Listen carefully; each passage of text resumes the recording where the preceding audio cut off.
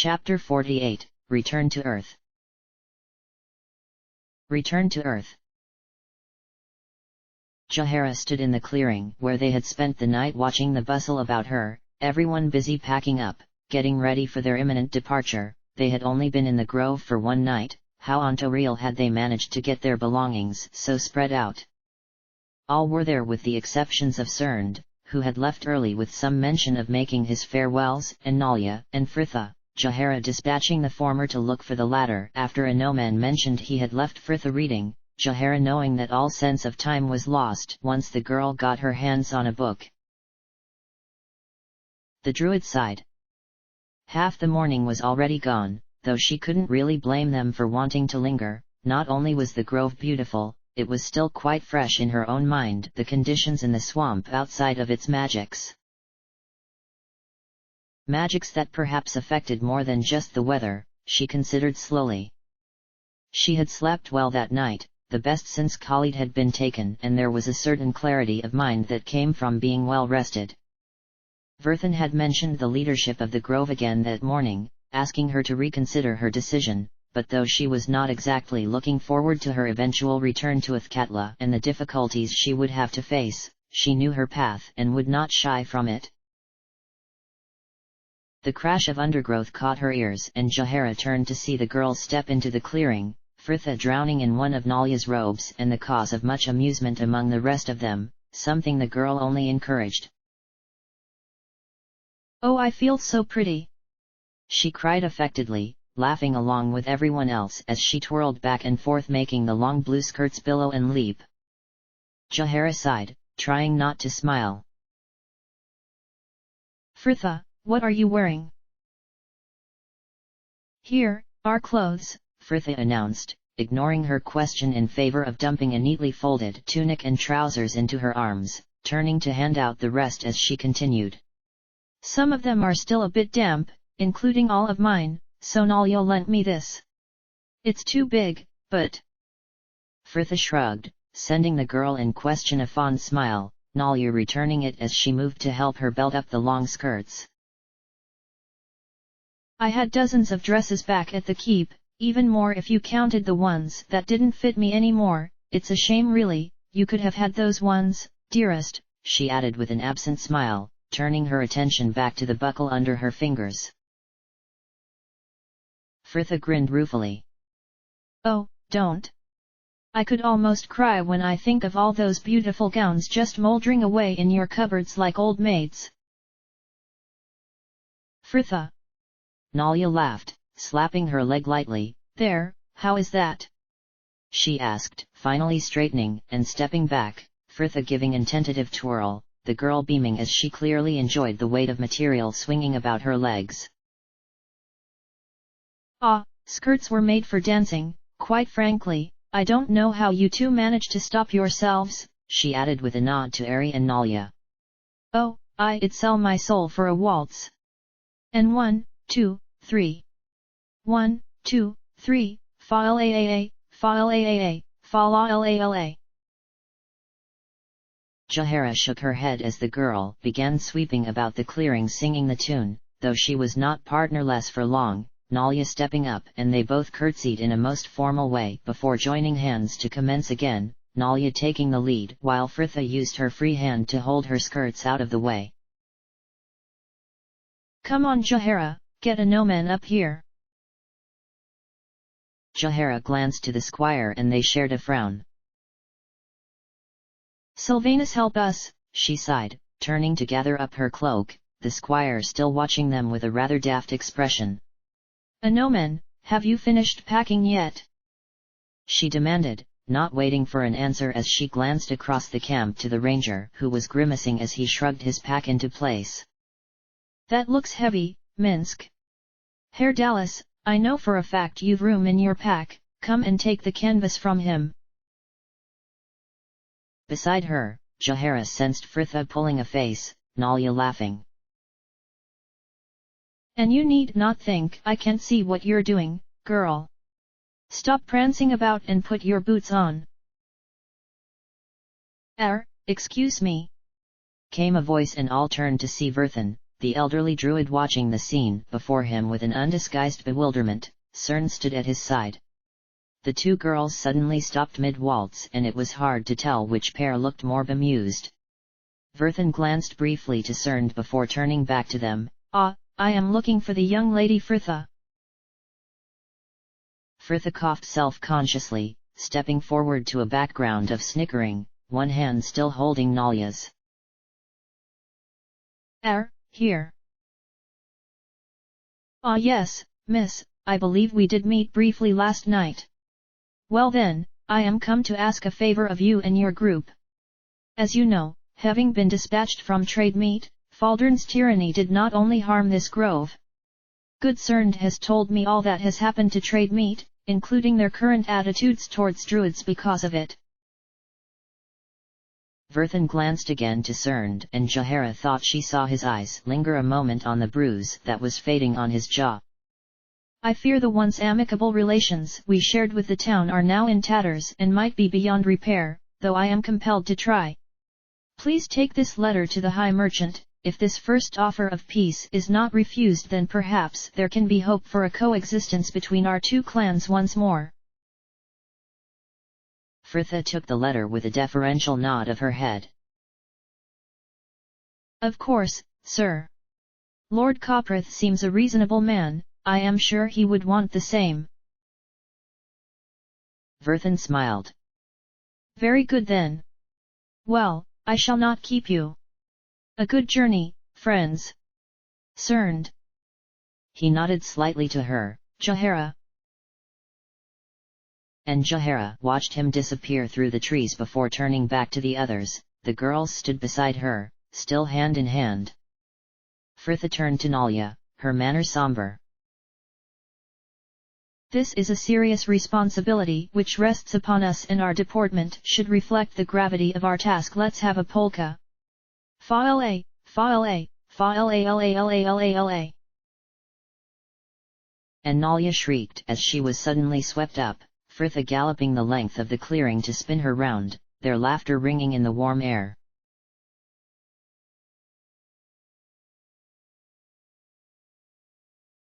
Herr Dallas sighed, the ground unpleasantly marshy beneath his feet as he walked with the others, the swamp around them a monotonous green-grey blur. It was a cold blustery day outside of the grove, though he was not feeling it like the others. Fritha and Nalia just before him in the formation, both girls so bundled up in cloaks and scarves and gloves they looked like little more than two shambling mounds of clothes. At least the weather was dry, though for how much longer he would not have liked to guess. Dull grey clouds gathering overhead, and the waters of the marshland seemed much risen since they had made their way to the grove. More than once they had been forced to turn back, their way impossible, once solid ground now an expanse of murky water. A peal of warm laughter sounded at his back, hanging a moment in the damp air. The walk and the weather may have been one thing, but the real trial of this journey was right behind him. Ari and Cern had been walking together at the back of the group almost since they had left the grove, the pair chattering and laughing like friends of old. Herr Dallas knew the druid liked his dove, not that he could blame him, for indeed, the choice showed good taste, but he would have much preferred it if Ari had not been quite so content under the man's attentions, the girl no less than glowing. Herr Dallas did not believe in jealousy, but that did not mean he did not suffer from it. Another laugh sang in his ears as the first few drops of rain pattered cold on his cheeks, and Herr Dallas sighed deeply, letting his attention shift to the girls before him. Fritha had noticed the change in weather too, the girl glancing briefly to the grey sky before her gaze fell on Nalia, worry clear on her face, and Herr Dallas caught her eye to send her a sympathetic smile. He knew well enough the pain of watching those you cared for suffer, his thoughts falling unexpectedly back to the young woman, Carid, whom he had known as a youth in Sigil. Growing up in the bustle of the Guildhall ward, he had never been one of the street children. Indeed, he had had a home, though he had not been much welcome there, his mother encouraging him to spend as much time as possible out of the house, and it was by one of her attempts to keep him out of her hair that he had met Carid. There was a local caterer who had been quite the lyrist in his day, though he had retired by then. content to give lessons to those aspiring to follow him in the art.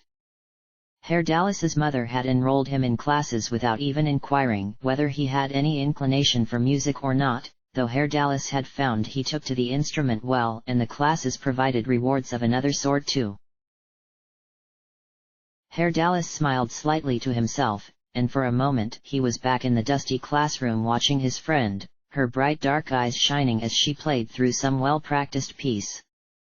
He had never had many friends. He had found the boys of his own age, especially the one he was in a place to mix with, dull and loutish, and the girls were a little better.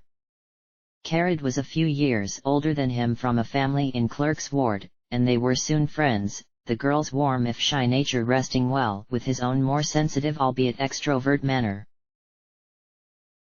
She had been much more skilled in music than he too, something their teacher had seen as well, and he had mentioned more than once about her leaving his tutelage to attend a conservatory over in the ladies' ward. But it was a struggle enough for her to come to classes. Enrollment at a conservatory would have never been allowed. Her father had died a year or so before and her mother had been rather shaken by the matter, turning to the dustman for consolation, and she was quite the factotum by then, always preaching about death and denial, claiming that the only true path was one of oppressing one's needs and emotions. It was really only a matter of time before Carrad rebelled, and in a most spectacular fashion, Herr Dallas considered grimly. She fell in love. He was called Equus. A charming roguish sort who spoke of love and showed it freely. A little too freely, in fact, the man pursuing his pleasures in the arms of women with seemingly little care as to who he hurt in the process, and Herr Dallas suspected now the only thing he was ever enamored of was love itself. But in the beginning Equus had pursued Carrad with an earnest passion, and the girl had been quite taken in. It was only when he had caught her that her affections were suddenly no longer enough, the man always complaining of her tying him down, and he would flirt and make free with other women as he had always done, sometimes disappearing for days on end. He had always seemed content to return to her though, and for her part, Carrad had always been there for him, so willing to believe his lies about how he truly loved her, and it would all be different. Herr Dallas sighed to himself. It had torn his heart to see her so used, and he had lost count of the times she came into classes, her eyes still red from tears she had cried the night before. He had tried to reason with her, to show her Equus would never change his ways, but she was adamant that he loved her in his own way. He remembered once, the pair of them alone in the empty classroom, the light outside the grimy windows fading as the day drew to a close. The girl sat with him in the half-light as they lingered over packing away their instruments, and he still recalled the bleak frankness of her words. I know you think me a fool, Herr Dallas, but he is the only one who has ever shown me such affection, and I would rather have a little of it than none at all. But for all her talk, it took its toll, the girl caught between the man and her mother, her spirit slowly being worn away by the careless heat of one and the icy devotion of the other.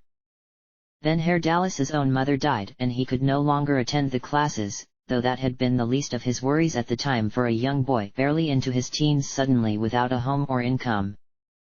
He had found himself a place at the theatre eventually, but Carrad had not been so fortunate. He had heard much later that she had just gone out one night, never to come back. No body had ever been found. Perhaps she had run away. Perhaps she was just another of the poor unfortunates who had found themselves lying in the gutter all for the meager contents of their purse, or maybe she had even taken her own life. It was all past now though, and dwelling on it did nothing, he reminded himself forcibly. It had not been long after he had been introduced to the local Doomguard faction. His eyes finally opened to the unraveling chaos of the world, and he had soon learned to embrace such destruction as the way of things. But for all that he had vowed then never to be like Equus, never would he lie in matters of the heart, and never would he promise things he could not ensure. Herr Dallas shook himself from his reverie, feeling unsettled and uncharacteristically melancholy. A gnomon had dropped back to ask Nalia something, and the bard used the opportunity to send Fritha another smile, the girl slowing her pace to walk next to him. The weather is only getting better, I see. Ah, it is days like this I long to be under the cloudless skies of Sigil. There's no rain in Sigil, she confirmed with a mild surprise. It must get a bit boring, with the weather the same every day. Though I can see it would be an advantage now and then, she conceded, smiling grimly as a blast of bitter wind howled about them, the girl almost disappearing as she tried to retreat further into her pale violet scarf. You are cold, my raven. Yes, especially my legs. Skirts might be made for dancing, but they are not made for traveling, and besides, we don't all have jealously to keep us warm, she added with an impish smile that made it hard for him to contain his own grin. I am sure I do not know of what you are speaking, my raven. It is a shame you are not finding your new clothes to your liking though, for I must say, I rather favor you in robes. He teased, tugging one of her belts for good measure. Fritha went very pink and told him to bugger off. Herr Dallas laughed. He could tell he had overstepped the bounds of friendship and rather wished Ari had seen him do so as another shared laugh rang out behind him. He inclined his head slightly, hoping to get a glance at the pair without being seen to be looking, the movement most definitely noticed by someone. If you're so bothered, go and join them, laughed Fritha. I tried, he admitted with a disgruntled sigh, turning back to her. They are talking of nature and it bores me. Besides, I do not care. Ari can speak to whomever she wishes, I will not cage the dove. Well, good, for you've no reason to, you know well enough how Ari feels about you. Really? He questioned dully, feeling tired and despondent with the day. I do not know her as well as I had once thought. She did not like the gift I bought her for her birthday. The works of Erudice? She actually told you she didn't like them. Fritha pressed, the girl pulling up her hood as the rain grew heavier. Herr Dallas sighed, following her example merely for something to do. She did not have to. I noticed the way she received the gift, she is not so good an actress yet to fool this bard. Fritha sighed as well. Oh, I'm sorry, I was so sure she would. But Ari is not so shallow as to care about that sort of thing. She continued more brightly, in her heart she will have liked whatever you got her simply because it came from you. It is not so much that as worries that we are not as attuned to each other as we might be, though suppose you are right. He shook himself, heaving another sigh. Ah, things will be what they will. All things fall to entropy in the end, as indeed they should. Why should the pairings of us fragile birds be any different? Fritha laughed, giving his back a hearty slap.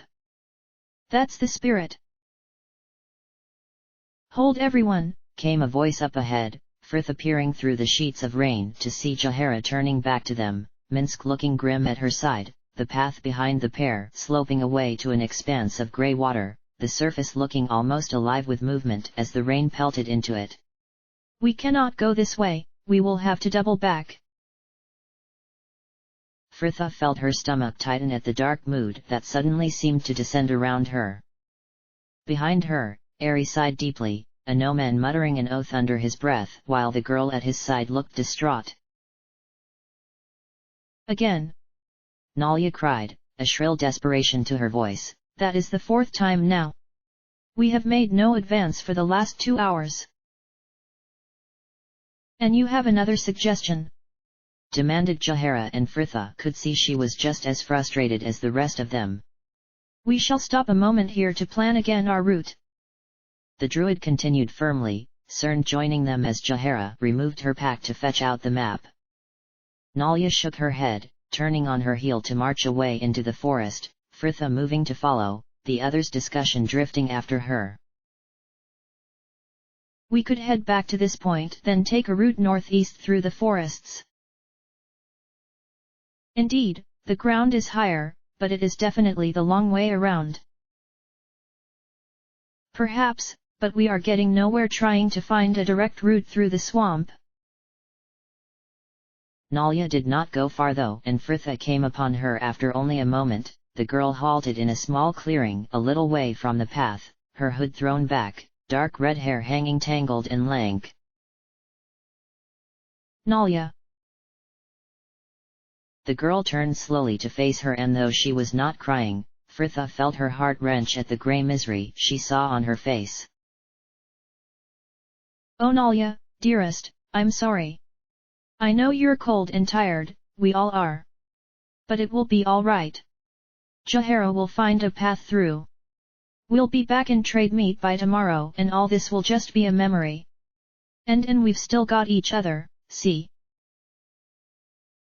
She smiled gently, entwining their fingers and making to lead her in another waltz, Nalya snatching her hand back angrily. No, Fritha. When will you realize you cannot just make everything better with a laugh and a dance? Because sometimes, that's all I have. I'm sorry, Nalya faltered, her breath coming all at once in a choked sob, the rain running in rivulets down her cheeks, and there was an awful swooping sensation in Fritha's stomach as she imagined the tears it could be hiding. I know it is not your fault, but it just seems endless. We will be returned to trade meet soon, yes, but what of our journey back to Athkatla? And then what? I know we must go where the work takes us, but a whole winter of this. Nalya dipped her face, just shaking her head as words finally failed her. Hush now, it's all right. Fritha soothed, pulling her into an embrace, the wool of her cloak damp against her cheek. I know it all seems insurmountable now, like you could never be happy in this life, but you're still getting used to it. And once the winter proper sets in, we will probably be forced to keep any searches for work close to the city anyway. The weather will be too bad to travel far. I suppose so, Nalya tremored, her voice hollow, and Fritha tensed as two arms gently pushed her back, Nalya holding her at arm's length and smiling weakly though it did not reach her eyes. I think I just need to be alone for a moment. No, wait, Fritha cried, before she realized there was nothing she could say. Nalya gave her a pained look, opening her mouth as though to speak again, when the girl just shook her head, letting her fingers trace the line of her cheek before turning to move off through the trees once more. Fritha watched her leave, the sensations threatening to overwhelm her as, for a moment, she suddenly felt aware of everything around her, the sharp tingle of her cold wet cheeks, the unpleasant slickness of her toes in damp stockings, the dull thudding of her heart. A droplet of rain dripped from the nest of curl at her crown to land on her neck, and she felt it slide all the way down her spine to pool in the small of her back. My lady! Came a deep voice behind her. Fritha ignored him, just staring at the place where she had disappeared. Fritha, Jahara was wonder, Fritha, what is wrong? Nalya, she is. Fritha swallowed past the hot lump in her throat, unhappy. She glanced back to see Anoman, the man frowning from beneath his hood as he shook the rain from his fringe. Well, yes, as are we all. This weather is damnable. But the others will find a route through soon enough, and we will be back within the town before long. Yes, I understand all that, it's just... She turned away from him, her voice suddenly hoarse. I just can't bear to see her cold. Fritha drew a shaky breath, dipping her head as she felt the tears begin to well and moving a hand up to cover her face as she let her breathing deepen, waiting for the feeling to subside before she dared turn back to face him. Anoman still stood behind her and looking extremely uncomfortable. I'll come and see Jahara now.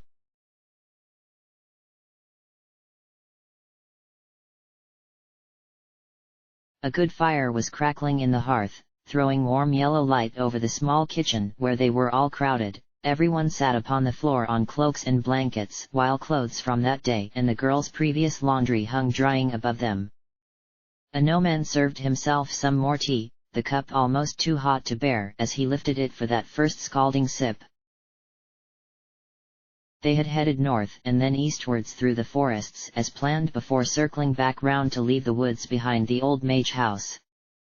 The journey had taken hours, the dusk well upon them by the time they had arrived, and though the rain had eased off by then, all were soaked through and tired, and it was soon decided that with the druids no longer posing a threat, it was worth the risk to stay in the house. Thankfully, Minsk had had the foresight to throw the bodies of the Rakshasa into the swamp before they had left the last time, and the ranger impressed everyone again by suggesting they use the old furniture in the adjoining room as firewood, though this fine idea, too, was one he attributed to Boo. A no-man settled his cup in his lap and glanced about the cramped room. Nalya was sat on the other side of the hearth, reading by the firelight, Minsk behind her, his broad shoulders up against the back door as he methodically sharpened his sword. Herr Dallas and Ari were tucked away in the alcove by the chimney breast where the woodpile must have once rested, the two engaged in a quiet discourse which seemed to comprise mostly of tender looks and long kisses. Jahara and Cerned were in conversation as well, though far less intimately, the pair on the other side of the room before the front door. Cerned had been the only real voice against sleeping in the house, basing his objections on worries of what traps and fell magics the Rakshasa could have left within, though a no-man wondered whether he would not have just preferred to spend one last night within nature while he had the chance, tomorrow likely finding them all back within the town. Either way though, Fritha would hear none of it, the girl blithely telling him, when he pressed his point, that he was quite welcome to sleep outside if he wanted, and she wished him well in the venture. A no-man frowned, letting his gaze fall on the girl settled next to him. Fritha had been in an irritable mood all afternoon. He had no doubts that it was something to do with her talk with Nalya, and he half wished that it had been caused by another quarrel with him, for at least then he could just apologize and she would cheer up. The girl was deep in her studies now, open bottle of ink before her and stylus in hand as she hunched over her journal working on the ode she had written in the back. It did not seem to be going well though, her work punctuated by much sighing and scribbling out, the girl occasionally glancing up to send Ari and Herr Dallas cross looks. A no-man took another sip of tea, smoothing his wetted lips together before leaning over to venture, "How go your studies, my lady?" The girl straightened with a sigh, tiredly scrubbing a hand across her face. "Fine, fine. I'm just working through a rather complicated grammar form using the past tense and they, gods, could you two just give over? You sound like a blocked drain." Ari and Herr Dallas instantly broke apart from what looked to have been a rather passionate clinch, the tiefling laughing heartily, though Ari looked less than amused, the elf pink as she shot Fritha a look. "You need not pick on us just because you are in a foul mood. You've been snapping at everyone all evening. And how would you know? You haven't come up for air since dinner." "Fritha!" scolded Jahara, Ari mouthing a moment until. Just because no one wants to kiss you." "Ari!" shouted Jahara, though both girls ignored her. Fritha suddenly flushed as well. "Perhaps not. But at least if they did, I'd have the consideration not to subject everyone else to my obstreperous osculation." A stiff silence, and then. "Obstreperous osculation," repeated Ari, her own incredulous amusement prompting Fritha's, and the tension suddenly faded as the pair began to laugh. "Well, it was the first thing that came to mind." "That was the first thing." Fritha was really giggling now, still flushed and looking a very pretty mix of amused and embarrassed. A no-man couldn't see why anyone wouldn't want to kiss her. "Oh, leave me be," she laughed, sighing as she finally calmed and began to pack up her work. "I'm sorry, Ari." "Yes, as am I," the elf agreed with a lingering smile. Fritha scrubbed a hand across her face, making to stand. Ah, it's too stuffy in here, I'm going out for some fresh air. You cannot go alone, chorused Jahara and Anoman at once. Fritha frowned as she reached for her cloak. Oh, don't start on with that again. She will not be alone, announced a deep voice, Minsk rising from his place at the hearth. We shall come as well, who will hear no less, young Fritha. Anoman watched her, waiting for the sharp refusal, when something about her expression softened and she smiled slightly. Yes, okay, thank you, Minsk. The ranger beamed, people quickly shifting out the way of his large feet as he moved to join her at the door, Fritha throwing wide, and together they were lost to the darkness.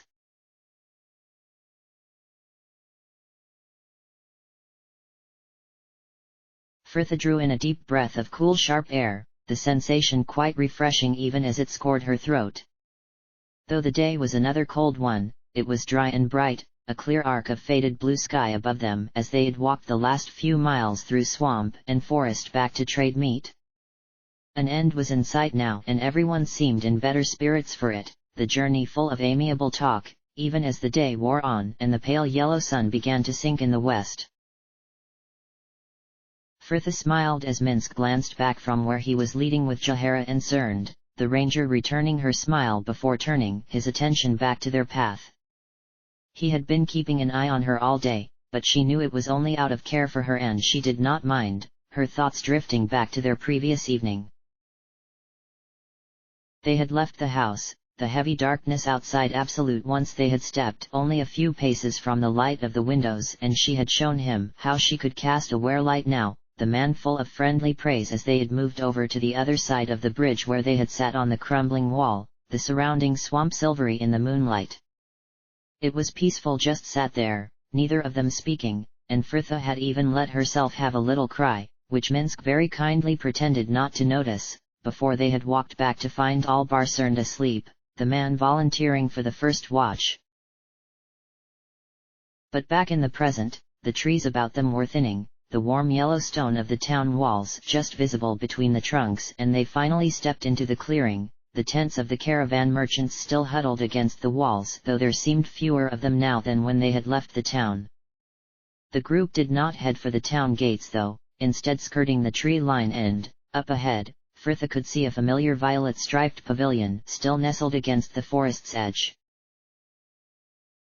It seemed Khan had not wanted to waste the fine weather either.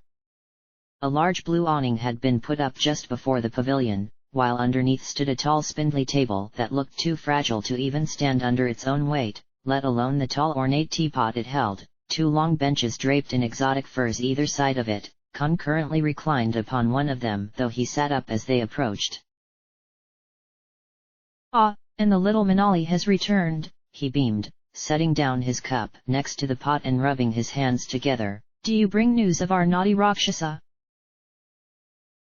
We bring a bit more than news, laughed Fritha, taking the rough Hessian bag that Minsk was proffering her and passing it to the djinn. There you are, Itafir's head and a paw each from her brothers. All I can say is thank goodness for the cold, since we've had to cart them about for nigh on 3 days. Khan's broad face twisted in incredulous delight. You bring us the head yourselves? Astounding, even for mortals. Ah, this is very good indeed. He continued, peering into the bag with a lot more delight than Fritha could have shown a rotting head. But I must ask, how did you find them? They were living in an abandoned house in the swamp, offered Herr Dallas with an even shrug. Disguised as woodsmen and very cleverly so. Fritha nodded. I can't speak for anyone else, but I was more than taken in, all homeliness and hospitality, they almost poisoned us. Khan laughed warmly. Well, did you just think they would attack you on sight? They would not stay hidden for long if that was the case. Oh, no, Rakshasa are clever little creatures, Itafir more than most. But not so clever as you, little Manali. See Itafir, see the clever little mortal who brought you to us. He pulled the severed head from the bag by one tawny black-tipped ear as he spoke, and Fritha could not resist giving it a little wave, roaring with laughter. Come, bring seats for our guests. You must take tea with us before we depart. And Khan would hear no refusals on the subject, though they were not made particularly vehemently. Fritha was more than happy to prolong their visit, and they stayed for over an hour, sat on the benches and chairs the servants had brought beneath the deep blue canopy, the underside of which was embroidered with tiny gold stars. Khan had more cups brought out as well, beautiful little things of dark red glass with intricate silver handles, the Jinn serving them sweet apple tea from a pot that never seemed to run dry as his musicians played for them in the mouth of the pavilion. Those who knew the words were encouraged to sing along, Khan leading by example, and Fritha, Nalya, and surprisingly enough Ari joined him, the elf confessing she had been taught a few of the more popular songs by one of the Kalimshite performers back in the circus. The shadows were lengthening now, Jahara first to voice the fact that they still had a meeting with Lord Koprith before their task was done, and everyone reluctantly finished their cups and made their goodbyes. Fritha halted with the others a few paces from the Jinn's camp, letting her gaze travel over the heavy, jeweled hilt in her hand. Khan had pressed upon them a fine scimitar before they had left as a reward for delivering Itafir's head, the blade much too large for anyone smaller than Minsk to use, and it was agreed they would sell it when they had the chance. Fritha pulled her attention back to the camp before her, watching as Khan oversaw the last of the awning being carried into the tent behind him. Before he held up a hand in one final farewell, there was a flash of light and both he and the tent were gone. Well, that was all rather pleasant, Nalya sighed blithely as the group turned as one and started back to the town. Fritha nodded, smiling as she glanced back to where the pavilion had been as though she hoped to see them there still. Indeed. I'm definitely visiting Kalimshan when I've the chance, those people know how to have fun. Nalya laughed, Jahara quickening her pace to a more purposeful stride and giving Fritha's shoulder an encouraging pat as she passed. Come along, Manali, the day is not yet over. What is this Manali they keep calling you? Questioned Herr Dallas to no one in particular. It means Rakshasa bait, laughed Fritha. It means bird, sighed Anoman. Yes, it does. Confirmed Ari slowly, a contemplative frown furrowing her smooth brow. If you know Alzito, Anoman, why didn't you join in with the singing? Anoman drew himself up a touch, his more rigid posture not quite distracting from the sudden flush to his cheeks. I understand the language, it does not mean I know any songs in it. No, but they were easy enough to pick up, pressed Nalya. Even Herr Dallas was joining in. Fritha grinned. Yes, but to be fair, you would have to gag the sparrow to stop him singing along, unknown language or not. My raven. And their banter took them all the way to the town hall, the streets around them buzzing with whispered rumors that the Druids' siege was no more, a hopeful anticipation hanging in the air.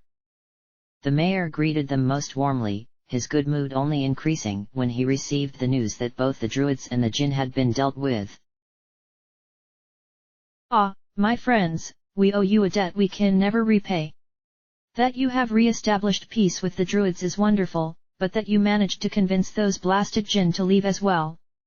I, along with the rest of the town, noted the sudden cease in animal attacks a day or so ago, though I could give no official word to the townsfolk until I had firm evidence.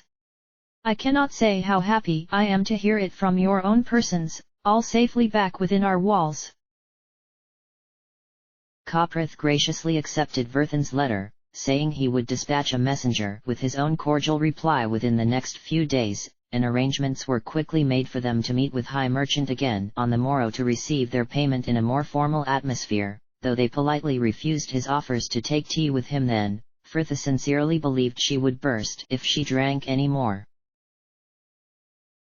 Well, if you would please excuse me, I should meet with the guild masters. I would like to officially announce this wonderful news in the main square as soon as possible. Coprith smiled and dipped a bow. A good afternoon to you all. But despite the fact the mayor had yet to make his announcement, by the time they left, news was already traveling trade meet and seemingly moving more quickly than they. Viatri gladly welcoming them back to his inn as heroes, the innkeep insistent that now he had the space they should take the suite of 8 rooms on the top floor, all without charge, of course. Ah, did you hear that? Cried Ari with obvious delight as the landlord returned his attention to the patrons at the bar. The men sat there all subtly straining to get a better look at them. A whole floor to ourselves, how nice. Fritha gave her a grin that Anomen was sure would have had more than one of the monks back in Candlekeep questioning their vows. Well, I know what I'm going to do now.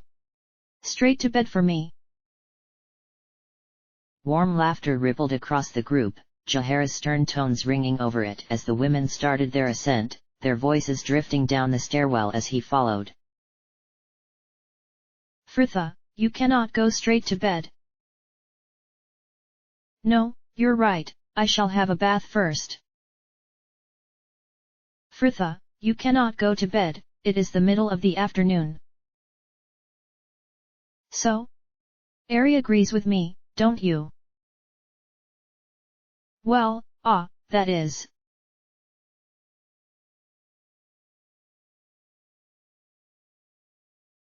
Anomen locked his door and set off down the hallway towards the stairs, the sky beyond the window behind him already the deep indigo of twilight. He, too, had retired to his room, though he had not slept, instead using the afternoon to go through some of his old guides and training journals, this gentle reminder of how much he had learned since joining the order making him feel slightly better about his approaching judgment. He had been alone with his own thoughts long enough now though, the distant chime of the bells over at the Temple of Joaquin striking 6 as he left his room, some company just as welcome as Emil as he headed for the common room. Anomen, you're here, announced a familiar authoritative voice and he glanced up to see Jahara ascending the stairs before him, a large pot of saffron rice in her hands, Fritha and Nalia on her heels carrying bowls and a dish of braised vegetables respectively. I wouldn't go down there if I were you, laughed Fritha, as she passed him, nodding her head to the stairs behind her. We're all going to eat in Jahara's room. I'll go and knock for Minsk concerned, offered Nalia brightly. Jahara nodded. What? Why, my lady? Anomen questioned, more than puzzled, and Fritha smiled. We've just left Ari and Herr Dallas at the table, she pulled a face, they're kissing again. And providing enough of a show to put us off our food, added Jahara bluntly, Fritha nodding in wholehearted agreement. And it's not as though you can even look away. Have you heard them? It sounds like someone with no teeth trying to eating semolina. Fritha, must you? Exclaimed Anomen, rather nauseated, and the girl laughed as Jahara continued dryly. You make it sound so appealing, I suppose you'll never succumb to such things. Fritha grinned. No, not till a hot ukter. So, anyway, downstairs is packed and since it wouldn't be fair to take up 2 tables when we've only need of 1, we decided it would be best for us to eat up here and let them enjoy a romantic evening alone for once. Come on, Anomen, she ordered genially, it wouldn't do for you to interrupt our resident lovebirds, now would it? Anomen smiled and dipped his head in acquiescence, following the women along the corridor to the druid's room. Their gathering soon doubled as Nalia appeared with Minsk concerned. And so the meal began. The group sat about talking amiably, everyone passing around dishes and sharing out the leftover sherry from Ari's birthday. The window had been opened despite the chill to the air, the sounds of music and merriment drifting up from the streets below, no doubt a result of Lord Coprith's earlier announcement. Fritha stood just before it, a dish casually balanced in one hand as she ate her rice, absently moving through the steps of a reel as she did so. A knock at the door halted her mid-step though. That's probably Ari and Herr Dallas, bored without us already, she laughed, the girl setting her dish on the windowsill and neatly picking her way across the room to answer it. Oh, good evening, sir. She let the door swing wide in her surprise and Anoman stared up at a wayworn young man, sandy-haired and freckled, his face a stranger to him though the symbol of a crossed heart on the scarlet tunic he wore was more than familiar, the crest of the radiant heart. The man dipped a polite bow. Good evening, m'lady, I was looking for a Nomendelren, the landlord said his group had taken the rooms on this floor. Frithna nodded, stepping back slightly. Ah, yes. A Nomen. The messenger's eyes fell upon him, and he paused a moment as though waiting for Anoman to rise and escort him somewhere more private. But Anoman had been with this group long enough now to consider them friends and he needed no secrets from them. He nodded slightly for the man to continue. Squire Anoman, I am bade to inform you that the date of your test has been set. You are to be judged along with other squires of your order before your god and your peers at the autumn ceremonies. It is to be held at high sun on the 20th day of this month. Will you be returned to the city in time for this or should I ask the prelate to expect you at the winter ceremony? Anoman glanced to Frithna and she nodded firmly. He turned stoically back to the messenger. I shall attend. The man smiled. Good. I shall tell the prelate to await you then. Gods be with you. And with you also. Wait! Cried a voice, almost shrill in her desperation to halt the messenger and Anoman turned back to see Nalya knelt up, her arm outstretched, the girl slowly flushing pink as she realized all eyes were upon her, though she swallowed and continued stalwartly. Ah, your pardon, sir, but you have just come from the city, yes? I wonder if you have any news on the burglary at the Renal estate. The man blinked a moment, clearly thrown by the question though he answered all the same. Why, yes, m'lady, I doubt there is anyone in Athkatla who does not know the news.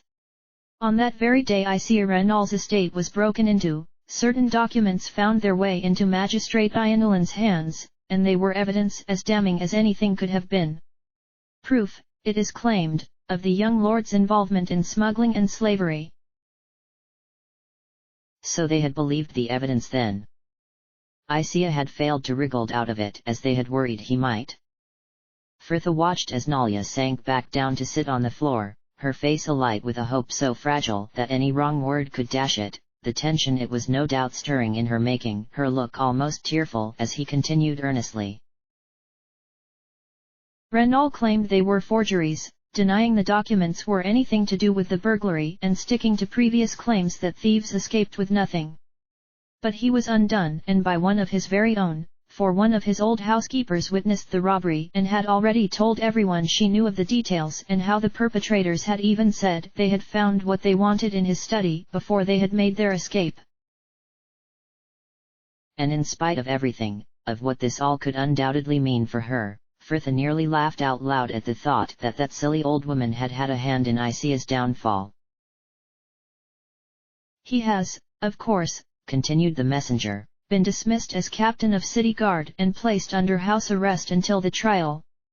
I do not believe a date has been set for it yet, but from the rumors traveling the city, Magistrate Ionulan seems very keen on making an example of him as proof that justice will prevail for all in I suspect it could reach the courts as soon as Nidal, barely a month hence. Silence followed his words. Frithna, knowing she should say something, stood at the door with him as she was, though she could not quite think past the turmoil of her mind, and at last Jahara drew a breath.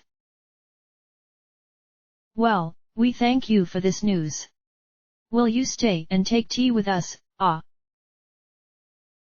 Squire Dextes, m'lady, and I fear I have other duties to attend to within the town and must press on. My thanks though, and a good evening to you all. He bowed and left. Frithia shutting the door before turning slowly back to the room and returning to her place at the window, her rice now quite cold, though it did not matter, she had rather lost her appetite. Their previous talk was slowly returning, the murmur of quiet conversations rippling about her feet, Jahara explaining to the rather confused Srnd what it had all been about. Frithia did not listen to any of it though, instead staring out of the open window. The view from up there was quite beautiful, the town all lain out before her, warm and somehow mysterious in the glow of the street lamps, while the surrounding forests were just dark silhouettes under the deep blue sky. The revelry in the main square was spilling out into neighboring streets, and she could hear the songs and the laughter of the tavern patrons far below her. And she was suddenly struck by the same feeling she had had as she had stared up at the amber-speckled leaves just after Helenya's rescue, that sense that all the world's joys were fleeting fragile things never made to last, and all that could be done was to enjoy them until they inevitably passed. Frithia turned back to the room, a bright smile plastered on her face. Here, let's go and have a walk about the town, shall we?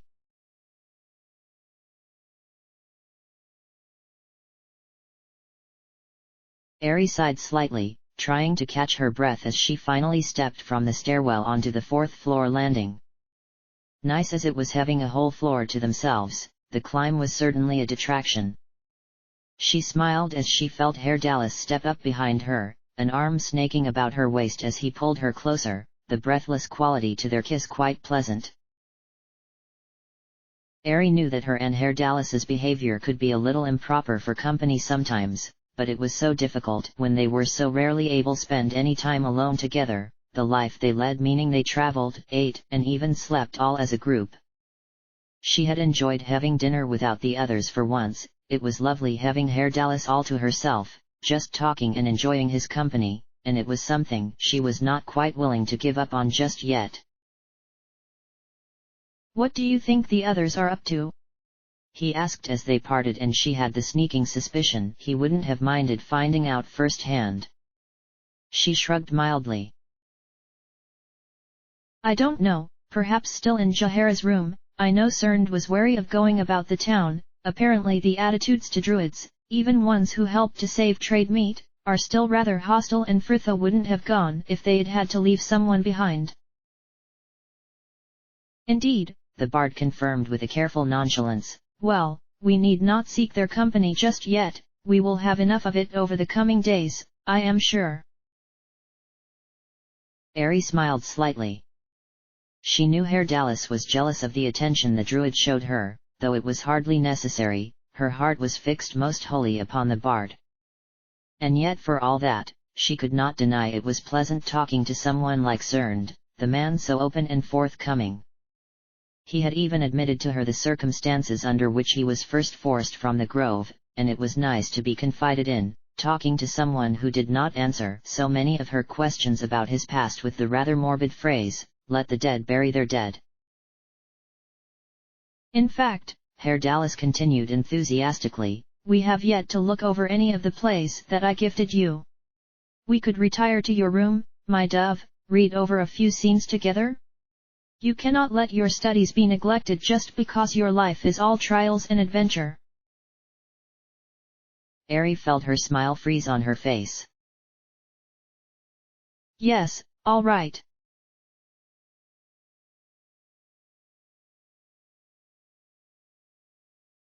Hold, I will be heard. Ari stammered for what felt like the 100th time. It had all been going well enough, the pair acting out a few scenes together from her new set of plays, and Ari had been rather enjoying herself. That was until they had reached a more, what Herdalis had called emotionally charged passage, the bard telling her to emote and project and not neglect her posture, and now she was so busy thinking on everything else she could barely get the words out. Ah, come along Ari, Herdalis laughed genially, you can do better than that. Hold, I will be heard. Squeak, squeak, little mouse, really, my dove, I've seen Modrons give readings more passion. There! She shrieked, finally losing her temper, the volume leaving her hand before she could stop herself. Is that enough passion for you? Ari, that sodding hurt! Herr Dallas shouted, his usual air of unruffled poise somewhat lost as the man vigorously rubbed his forehead where the slim book had bounced off it. Ari started back at him, horrified, when she felt it bubbling up inside her, beginning first in a smile, then a snicker, and soon she was hiding her face in her sleeve as she giggled uncontrollably. Oh, I'm sorry, Herr Dallas. I'm sorry, it's not funny. But you have taken reluctance for timidity for too long. I long ago gave up any aspirations I had for the theater and not through any worries that I was not good enough. It is simply not for me. I understand you mean to help me, to bring me out of myself, but I am no longer the timid young woman who traveled with the circus and I do not need it. I can certainly see that. He agreed vehemently, though she was relieved to see he was smiling. I suppose I should have seen it for myself. He continued with a sigh, moving to sit on the edge of her bed and patting the space next to him. The way you received the place gifted you, with such a wooden smile. But why this deception? Ari sighed as well, tentatively taking the place at his side. Well, in the beginning, you got on so well with some of the others, she finished after a pause, and they both knew who she meant, and I just wanted to show you that I, too, could share such things with you. I do still like working on plays with you, but there is much less pressure and I can enjoy it much more when I'm not worrying about how I'm standing and projecting and, well, acting. She glanced to him, her stomach tight. Are you angry I deceived you? He smiled gently, making a noise somewhere between a tut and a laugh as he threw an arm about her shoulders. No, sweet Ari, but you must know, you won me on your own good merits alone and I like you no less for this revelation. He tenderly hooked a stray curl behind her ear, his manner much graver than she was used to. Never doubt that, my love. Well, he continued more brightly, clapping his hands together, what shall we do with our evening? I fear any more readings may be impossible even if you wanted to. He grinned, glancing pointedly to the book which now laid open and discarded on the floor. Erudice is easily offended. We could take a turn about the market though, it still sounds quite merry even for the hour. Ari just smiled, a strange mix of feelings welling within her. Though she was more than happy to find the bard's affections still true after her admission, she felt a little disappointed too, as though she had been counting on an argument that hadn't emerged. She quelled the feeling almost instantly. That would be lovely. Just a moment to collect her cloak and they were out in the hallway, their companions crowded further along the corridor as well, all fussing with bags and cloaks. We were just coming to call for you, greeted Fritha brightly as she moved to join them, a pale Nalia at her arm. We're going out to the market square, do you want to join us? Herr Dallas beamed. What chance, my raven, we were heading there ourselves. Well, the more the merrier, as they say. He went to proffer an arm to Ari, but Fritha was too quick, the girl stepping in to link arms with the elf, Ari giggling brightly at Herr Dallas's disgruntled expression. Too slow, Sparrow, Fritha laughed. Remember, it's the early bird who catches the worm. Do you mind? Cut in Ari, slapping her arm playfully. Worm, indeed. But Fritha just laughed warmly, catching up Nalia's arm with her free hand as well, and together the three led the way. End of chapter.